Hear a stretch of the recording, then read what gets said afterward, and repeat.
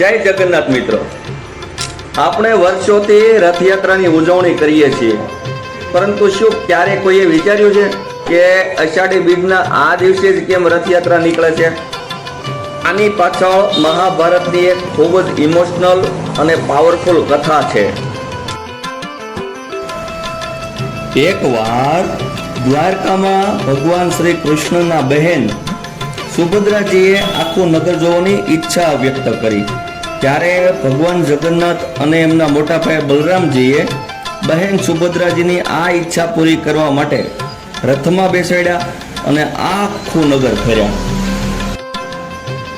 બસ એ જ પવિત્ર દિવસ એટલે અષાઢ સુદ બીજ ભાઈ બહેનના અદ્ભુત પ્રેમને ઉજવવા માટે સદીઓથી આ રથયાત્રા નીકળે છે. પણ આ માત્ર એક ધાર્મિક પ્રસંગ નથી. વિચારો, આખી દુનિયાના મંદિરમાં આપણે ભગવાન પાસે જવું પડે છે, પરંતુ જગન્નાથજીનો પ્રેમ તો જુઓ. વર્ષમાં એકવાર એ પોતે એના ઠાઠમાં અને વીઆઈપી સુવિધાઓ છોડીને એ પોતાના ભક્તોને મળવા માટે, એમના સુખ દુઃખ પૂછવા માટે રસ્તાઓ પર આવી જાય છે. તમે જોયું હશે કે જગન્નાથજીની મૂર્તિના હાથ પગ અધૂરા છે.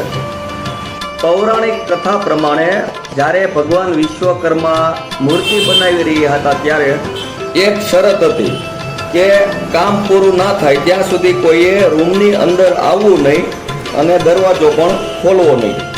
પરંતુ રાજાથી રહેવાયું નહીં એટલે એમને દરવાજો ખોલી દીધો અને ભગવાન વિશ્વકર્મા ત્યાંથી અંતર્ધ્યાન થઈ ગયા.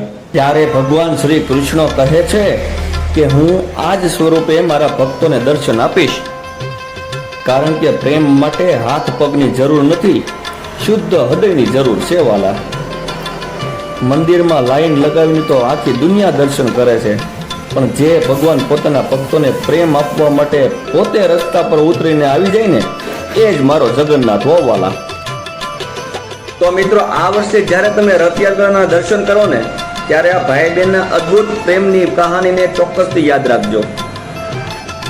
આ વિડીયોને તમારા ફેમિલી તેમજ તમારા ફ્રેન્ડ સર્કલમાં શેર કરજો, જેથી કરીને એ લોકોને પણ ખબર પડે કે આપણી પરંપરા, આપણું કલ્ચર કેટલા ઇતિહાસો સાથે જોડાયેલું છે.